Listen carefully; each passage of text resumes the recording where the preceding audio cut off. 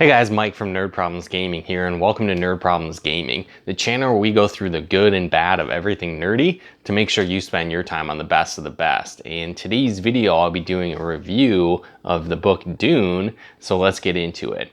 So if you aren't familiar with it, Dune is kind of touted as one of the best sci-fi books like ever. And so, I'd never really read it before. I hadn't checked it out, and I hear that there's a new movie coming out for it. And so I really wanted to check it out and see if it was good, if it kind of lived up to the hype, right? And so, kind of as a disclaimer here, throughout the book and kind of early on, it introduces a lot of kind of different characters, and it's, on different planets. So there's all these kinds of different terms that are like incredibly hard to pronounce. So I'm going to try and not pronounce them and butcher them horribly. But, that being said, that was kind of one of the, I guess, stumbling blocks I felt as I read the book. The first few hundred pages were a little bit difficult to get into, just because I was kind of getting used to the terms, couldn't really necessarily figure out the pronunciation, so it kind of slowed it down a little bit. But once I got past that, it was a really cool story and really engaging, and kind of really showed really the foundation of, a lot of sci-fi things to come, in the future, which was really cool. So basically the book takes place, a few thousand years after kind of like this giant robot war almost, but kind of like Terminator, but not necessarily like that in a sense, where just kind of the artificial intelligence based on kind of the human mind, kind of got out of control, and eventually the humans, beat that back. And now at this point, basically, that's kind of like outlawed, right? You can't really make AI at this point, but they do have the technology of space travel and interstellar travel and all that good stuff, but kind of instead of having like artificial intelligence human-wise, there's kind of like psychic people almost, they'll call it like mentats, that have abilities kind of like human computers where they're super intelligent. And then there's also kind of like a special sect of kind of like sorceresses. Again, not going to try and pronounce it because I'm going to totally butcher it, but it's basically a group of female sorcerers like throughout history, and they kind of have this advanced mental powers, keen observation, and then they also can kind of get glimpses into the future, and then also really just tell if someone's telling the truth or not. And so they're kind of working alongside the emperor and kind of the government to kind of rule the universe. And so the story just follows the family and rise of power of this Duke and his family on this desert planet Arrakis. Now, they didn't actually start there. They kind of had this lush green, awesome world to live on, kind of a paradise. And then instead, they were basically told that they needed to go to this desert planet Dune and, settle and rule there. And it was kind of looked at like a downgrade, but along with this, they kind of saw a lot of opportunity on the planet as well. And so basically the planet is just a giant desert, right? And then it's also inhabited by kind of like a nomadic people, like the freemen, kind of like the locals that live there. And then throughout the desert, it's very treacherous. There's giant sandworms, like hundreds of meters long, that just destroy everything. But also on this planet, there's this unique resource, spice, that they can mine, and it's incredibly expensive, so they can sell it for a ton of money and get a lot of potential power by controlling that.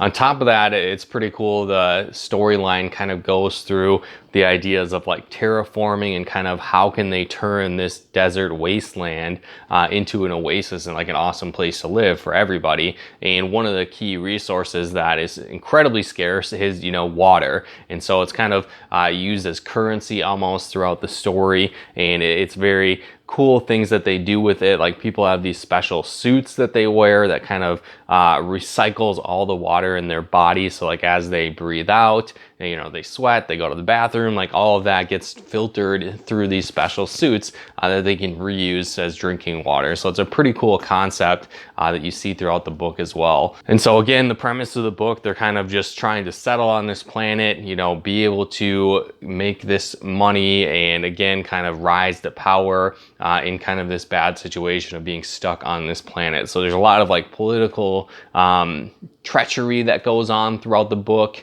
Also kind of some mystery behind it as well. You know, the sci-fi of the terraforming, kind of the revolution of these like Freeman people. Are they going to, you know, work together with the, you know, the Duke and their family? And so it's a pretty cool dynamic that you go through throughout the story. But on top of that, kind of a side story is really the Duke's son, and he is basically born into this special sorcerer sect that's normally just all women, and because he's a male, he potentially has the power to have these special abilities to, you know, kind of see the future and be like the kind of the most powerful one of the sorcerers ever. And so you kind of go through the journey and, you know, is it real? Is he one of these special, you know, sorcerers? And kind of finding out about that as well as you go through the story.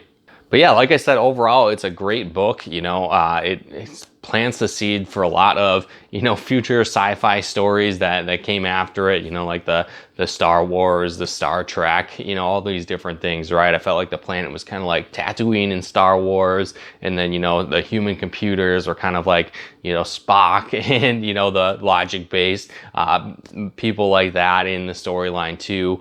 And then kind of, you know, the Federation in Star Trek is kind of like the guilds that kind of rule the planets in the universe almost. So there's a lot of like things that you can see were kind of drawn from this story as you see, you know, sci-fi develop in the future, which was really cool. But again, I say, you know, once you get past the first couple hundred pages and kind of get a feel for the characters, kind of start to really develop and understand what's going on, it's really cool and it really builds on itself. So I really would recommend checking out this book. You know, it's a longer book. It's probably around 1,000 pages, depending on what size book, you know, you get for it. But it's a really cool story, and then really makes you think too, which is neat.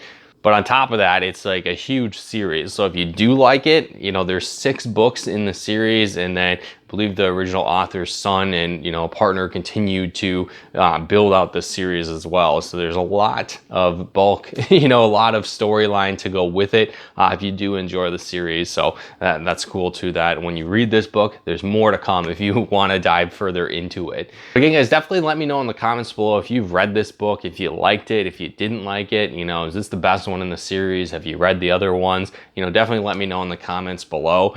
This was my first book, you know, in the series, and I thought it was pretty good, and it's definitely piqued my interest to definitely read the other ones to come. But let me know in the comments below what you think. Love to talk with you more about it there.